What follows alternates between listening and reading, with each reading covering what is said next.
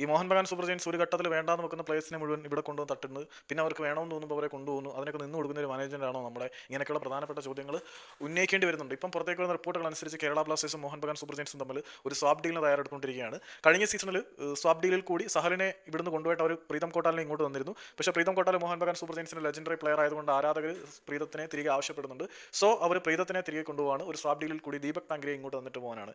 ദീപക് ടാങ്കരെ കുറിച്ച് ഞാൻ വില കുറച്ചൊന്നും പറയുന്നില്ല, പക്ഷേ അണ്ണൻ ഇടയ്ക്കിടയ്ക്ക് കാർഡുകൾ ഇഷ്ടംപോലെ വാങ്ങിച്ചുകൊണ്ടിരിക്കുന്ന താരമാണ്. നൊട്ടോറിയസ് ഫോർ വിന്നിംഗ് കാർഡ്സ് എന്നറിയപ്പെടുന്ന ഇന്ത്യൻ താരമാണ് ദീപക് ടാങ്കരി. ആ താരത്തിനെ കേരള ബ്ലാസ്റ്റേഴ്സ് സ്വാപ്പ് ഡീലിൽ കൂടി ഇങ്ങോട്ട് വാങ്ങിച്ചിട്ട് പ്രീതം കോട്ടാൽ എന്ന പ്രൂവൺ പ്ലെയറിനെ അങ്ങോട്ട് വിടുകയാണ്. പ്രീതം കോട്ടാൽ കഴിഞ്ഞ സീസണിൽ നിറം മങ്ങാനുള്ള കാരണം എന്താണെന്ന് നമുക്ക് എല്ലാവർക്കും അറിയാം. നമ്മുടെ ഇവാൻ വുക്കോമാനോവിച്ചിന്റെ വളരെ വലിയ മനസ്സാണ്. കാരണം ഫസ്റ്റ് മാച്ച് പ്രീതം കോട്ടാലിനെ റൈറ്റ് ബാക്കിൽ കളിപ്പിച്ചാൽ മാത്രമേ ടീമിൽ എടുക്കത്തുള്ളൂ എന്ന് പറഞ്ഞുകൊണ്ട് ആ ഒരു ഇൻട്രസ്റ്റിന് വേണ്ടിയിട്ട് കേരള ബ്ലാസ്റ്റേഴ്സിന്റെ താല്പര്യത്തിനെ ബലി കഴിപ്പിച്ചുകൊണ്ട് സെന്റർ ബാക്കിൽ നന്നായിട്ട് കളിച്ച് ആളിനെ പിടിച്ച് റൈറ്റ് ബാക്കിൽ കളിച്ച് നമുക്കതുകൊണ്ട് കാര്യമായ റിസൾട്ടും ഒന്നും ഉണ്ടായില്ല. ഫൈനലി സ്വാപ്പ് ഡീലിൽ കൂടെ കൊടുത്തിട്ട് ദീപക് ടാങ്കരെ വാങ്ങിക്കും.